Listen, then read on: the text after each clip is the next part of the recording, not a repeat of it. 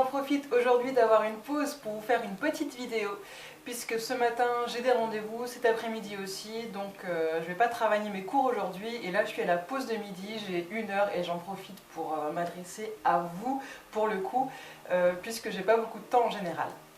Alors le sujet de cette vidéo va être mon ressenti ici en France puisque ça fait 2 mois que j'ai quitté Séoul et que beaucoup m'ont demandé comment je me sentais ici, quelles sont les choses qui m'avaient peut-être choquée à mon retour en France.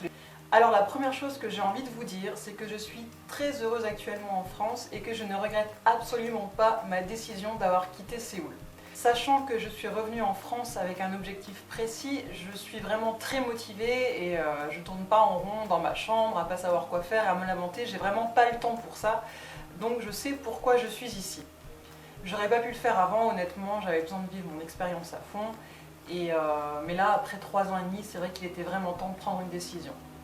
Alors au niveau des choses qui m'ont marquée depuis mon retour en France, il y en a plusieurs. Je vais commencer par les choses négatives et qui m'ont un petit peu choquée, on va dire. La première chose, c'est la surabondance de produits dans les supermarchés en France. Quand je suis retournée dans un supermarché, il y a 2 mois en arrière, et que j'ai vu ces rayons de plusieurs kilomètres pour seulement acheter une boîte de biscuits, un yaourt, un fromage, j'ai trouvé ça totalement indécent. Bien sûr, en Corée du Sud, il y a des grands supermarchés aussi, mais en général, c'est tout de même moins varié qu'en France. Et la variété, c'est une bonne chose, mais dans la mesure où est-ce que vous avez vraiment besoin d'avoir 200 variétés de yaourt pour en choisir un? Je veux dire, on en aurait 3-4, ce serait amplement suffisant. Enfin voilà, c'est mon avis personnel. La deuxième chose qui m'a vraiment touchée, mais là ça m'a vraiment touchée émotionnellement, ce sont les SDF. J'habite en plein centre-ville de Lille et c'est vrai que des SDF, dès que je sors, j'en croise plusieurs par jour. Et voilà, et ça me fait mal au cœur, surtout parce que, bien sûr, j'en avais conscience déjà avant d'aller en Corée, mais quand j'étais en Corée, je me suis retrouvée à un moment donné dans une situation où j'étais pas sûre de pouvoir payer mon loyer et honnêtement, j'aurais pas eu les aides que j'ai eues, j'aurais pas eu les amis que j'ai eu aussi et les soutiens financiers que j'ai pu avoir, je me serais retrouvée à un moment donné dans la rue, donc SDF. Et je vois de plus en plus de jeunes SDF dans les rues et ça me fait vraiment mal au cœur. Sachant qu'en Corée du Sud, bien sûr, il y a des SDF ou des personnes pauvres qui essayent de s'en sortir en vendant des chewing-gums, des petites choses. Et ça m'a aussi beaucoup touchée quand j'étais en Corée du Sud.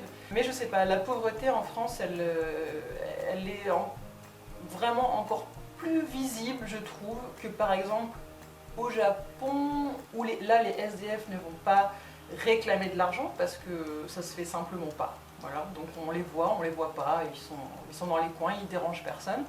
Et en Suisse aussi, il n'y a vraiment pas beaucoup d'SDF et j'ai vécu là-bas pendant 11 ans. En France, et notamment à Lille, on ne peut pas ne pas les voir. Un autre aspect négatif de la France que j'ai retrouvé, c'était une sensation que je n'avais plus depuis très longtemps. À Nouvel An, je suis sortie avec mon amie Damila, on est allé dans la rue de Solferino, pour ceux qui connaissent Lille, c'est la rue des bars et des clubs. Tout le monde était dehors, c'était la fête et tout ça, et je sentais qu'avec mon amie, on disait rien, on n'en a pas trop parlé sur le moment, mais en fait je sentais qu'on n'était pas bien, on était mal à l'aise et puis même carrément on avait peur, et parce que c'était une sensation qu'on avait plus ressentie depuis très longtemps, l'insécurité. C'est quelque chose qu'en Corée et au Japon, j'avais complètement oublié, puisque vous pouvez rentrer à 3 h du matin toute seule en mini-jupe. Bon, c'est pas conseillé, on s'entend bien, mais en tout cas, vous pouvez le faire sans vous sentir en danger. Et c'est quelque chose qu'ici en France, c'est vrai que je sais pas si c'est psychologique, je sais pas si c'est la peur qu'il se passe quelque chose ou s'il y a vraiment un environnement négatif, mais en tout cas, c'est vrai que même en étant à deux filles, dans les rues toutes seules, on a quand même peur, quoi. Après, il y a une chose qui est très drôle aussi, c'est que depuis que je suis revenue, j'ai l'impression de voir des clones partout. Et oui, j'ai l'impression qu'en fait, tous les Français se ressemblent. Enfin, pas tous, mais disons que maintenant, j'arrive vraiment à identifier des types de physique, des types de visages. Et par exemple, rien que ce matin, j'ai l'impression d'avoir vu 3 fois la même fille. C'était une brune avec la peau un petit peu mate et puis voilà, la forme du visage, tout ça, même le look vestimentaire, pour moi c'était vraiment carrément des clones quoi. Alors que pourtant c'était pas la même fille. Et ça c'est super drôle parce que avant d'aller en Asie, voilà, je me disais, ouais, les Asiatiques, ils ont tous la même tête, mais par contre, nous, les Occidentaux, on est quand même tous très différents, il n'y en a pas un qui est pareil que l'autre.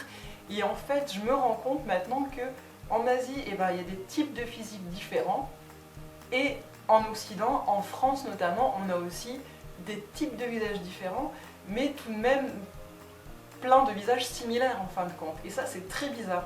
Parce que surtout quand je suis revenue à Lille et que j'étais à la gare, enfin quand j'étais à la gare de Paris à mon retour de Séoul, je regardais les gens autour de moi et je me disais mais c'est pas possible, ils ont tous la même tête, les mecs ils ont tous la même tête, ils ont tous leur barbe, là, leurs cheveux courts et...